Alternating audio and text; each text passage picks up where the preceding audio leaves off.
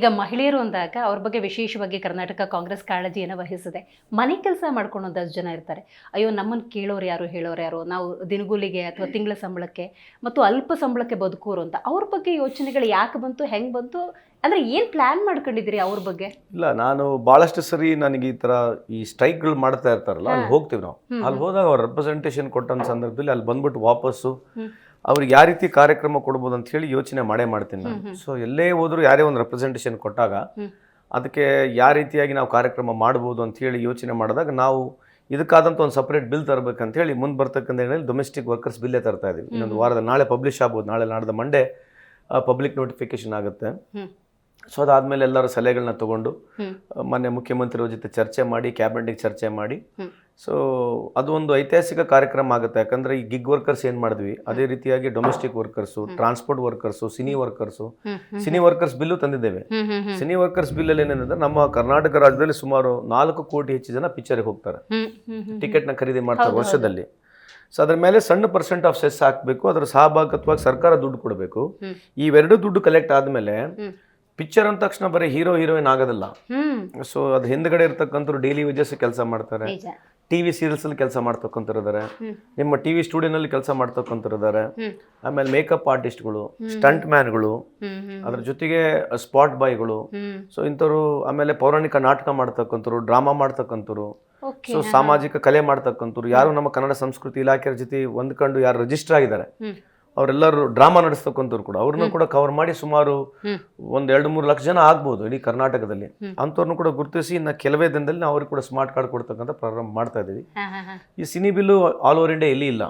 Transport bill ಆಗಿರ್ಬೋದು, ಅಥವಾ ನಾವು ಮೆನ್ಸ್ಟ್ರಲ್ ಬಿಲ್ ಆಗಿರ್ಬೋದು, ಇಂಥವೆಲ್ಲ ಸ್ವಲ್ಪ ಏನೋ ಬದಲಾವಣೆ ಸಮಾಜದಲ್ಲಿ ವಿಭಿನ್ನವಾದಂಥ ಕಾರ್ಯಕ್ರಮ ಆಗ್ತವೆ ಅಂತ ನಾನು ಭಾವಿಸ್ತಾ ಇದ್ದೀನಿ. ಖಂಡಿತ ಸರ್, ಹೌದು. ಈಗ ಕರ್ನಾಟಕ ಕಾಂಗ್ರೆಸ್ 2.5 ವರ್ಷದಲ್ಲಿ ಆಡಳಿತಕ್ಕೆ ಬಂದಾಗ ನೀವು ಗೃಹಲಕ್ಷ್ಮಿ ಯೋಜನೆ ಇರ್ಬೋದು ಅಥವಾ ಶಕ್ತಿ ಯೋಜನೆ ಇರ್ಬೋದು, ಹೆಣ್ಮಕ್ಳನ್ನು ಸೆಳೆದು ಬಿಟ್ಟಿದ್ದೀರಿ.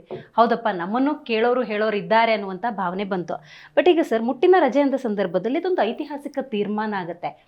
ಅದನ್ನು ಅನುಷ್ಠಾನಕ್ಕೆ ತರೋದು ಅಷ್ಟು ಸುಲಭ ಅಲ್ಲ, ಅದನ್ನ ಮೇಲ್ವಿಚಾರಣೆ ಮಾಡೋದು ಅಷ್ಟು ಸುಲಭ ಅಲ್ಲ. ಹೆಂಗೆ ಪ್ಲ್ಯಾನ್ ಮಾಡ್ಕೊಂಡಿದ್ದೀರಿ? ಯಾಕಂದರೆ ಎಷ್ಟೋ ಸಂದರ್ಭದಲ್ಲಿ ಈ ಲೇಬರ್ ಲಾ ಕಾರ್ಮಿಕರಿಗೆ ಗೊತ್ತೇ ಇರಲ್ಲ, ಕಂಪ್ನಿಗಳಿಗೆ ಗೊತ್ತಿರುತ್ತೆ, ಹೈಡ್ ಮಾಡೋ ಚಾನ್ಸಸ್ ಇರುತ್ತೆ. ಇದನ್ನು ಹೆಂಗೆ ಮಾನಿಟರ್ ಮಾಡ್ತೀರಿ?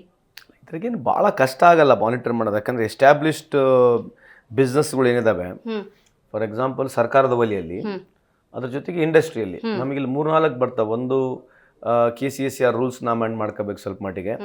ಆಮೇಲೆ ನಮ್ಮದು shop and establishment, industry, factory and boilers, factory and industry act ಅಂತ ಹೇಳ್ತೀವಿ. ಇದರಲ್ಲಿ ಬದಲಾವಣೆ ತಂದ್ಬಿಟ್ಟು ನಮ್ಮ ಮುಂದೆ ಬರ್ತಕ್ಕಂಥ ಒಂದು ಜಿಯೋ ಇಶ್ಯೂ ಮಾಡ್ತೀವಿ.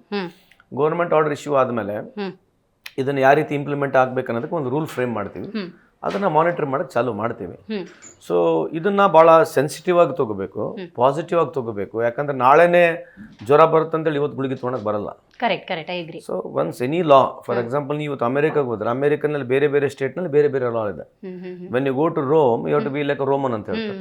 ನೀವು ಅಮೆರಿಕಾಗೆ ಹೋದ್ಮೇಲೆ ಆ ದೇಶದ ಕಾನೂನುಗಳನ್ನ ಹೆಂಗೆ ನೀವು ಒಪ್ಕೊಳ್ತೀರಿ, ನೀವು ನಾಳೆ ಗುಜರಾತಿಗೆ ಹೋದಾಗ ಹೆಂಗೆ ಆ ರಾಜ್ಯದ ಕಾನೂನುಗಳನ್ನ ಒಪ್ತೀರಿ, ಈ ರಾಜ್ಯದಲ್ಲಿ ಇದು ರಾಜ್ಯದ ಕಾನೂನುಗಳನ್ನ ಒಪ್ಪಬೇಕಾಗಿರುತ್ತೆ. ಮಲ್ಟಿನ್ಯಾಷನಲ್ ಇದ್ರೇನು, ಯಾವ ಕಂಪ್ನಿ ಇದ್ರೇನು.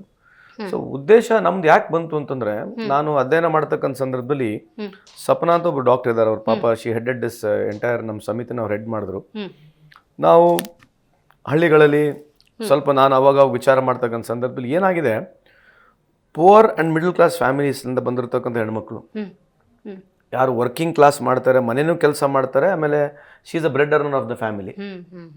ಕೆಲವು ಟೈಮು ನೋಡಿ, ಗಂಡ ಮೈಲಿ ಹುಷಾರಲ್ಲ, ಅವಳೊಬ್ಳೆ ಬ್ರೆಡ್ ಅರ್ನರು. ಇದನ್ನ ಮರ್ತೇ ಬಿಡ್ತಾರೆ ಜನ. ಆಯ್ತು, ಗಂಡನೂ ಬ್ರೆಡ್ ಅರ್ನರ್ ಇದ್ದಾನೆ, ಹೆಂಡ್ತಿನೂ ಬ್ರೆಡ್ ಅರ್ನರ್ ಇದ್ದಾಳೆ. ಹೆಂಡ್ತಿ ಮನೆ ಕೆಲಸ ಮಾಡ್ಬೇಕು, ಗಂಡಗೆ ನೋಡ್ಕೋಬೇಕು, ಮನೆ ಕ್ಲೀನ್ ಇಡಬೇಕು, ಬೀಗರು ಬರಬೇಕು, ಹಬ್ಬ ಉಣಿಕ್ ದುಡಿಬೇಕು, ಆ ಕಡೆ ಅತ್ತೆಗೆ ನೋಡ್ಕೋಬೇಕು, ಈ ಕಡೆ ಅಣ್ಣ ತಮ್ಮಗೆ ನೋಡ್ಕೋಬೇಕು. Actually women is a very, ನಮ್ಮ ಇಂಡಿಯನ್ ಸೊಸೈಟಿನಲ್ಲಿ ಎಷ್ಟೇ ನೀವು ಮಾಡಿದ್ರು ಕೂಡ, ಎಷ್ಟೇ ಡೆವಲಪ್ ಆಗಿ 5G TG ಬಂದರೂ ಕೂಡ, 10G ಬಂದರೂ ಕೂಡ, ನಿಮಗೆ ಹೆಣ್ಮಗಳು ಸೆಂಟ್ರಿಬಲ್ ಫೋರ್ಸ್ ಆಫ್ ಫ್ಯಾಮಿಲಿ ಆಗಿರ್ತಾರೆ. ಸೊ ರೊಕ್ಕ ಇರ್ತಕ್ಕಂಥ ಫ್ಯಾಮಿಲಿಗಳಲ್ಲಿ ಅವ್ರಿಗೆ ಲಿವರೇಜ್ ಇದೆ, ಸೊ ಆಳುಗಳು ಸಿಗ್ತಾರೆ, ಅದು ನಡೀತದೆ. ಬಟ್ ಕಡ್ಡಾಯವಾಗಿ ಬ್ರೆಡ್ ಅರ್ನರ್ ಇರ್ತಕ್ಕಂಥ ಫ್ಯಾಮಿಲಿಗಳಲ್ಲಿ ಭಾಳ ಕಷ್ಟ ಇದೆ. She cannot take a leave because ದುಡ್ಡು ಕಟ್ ಆಗುತ್ತೆ ಅಂತ ಒಂದು.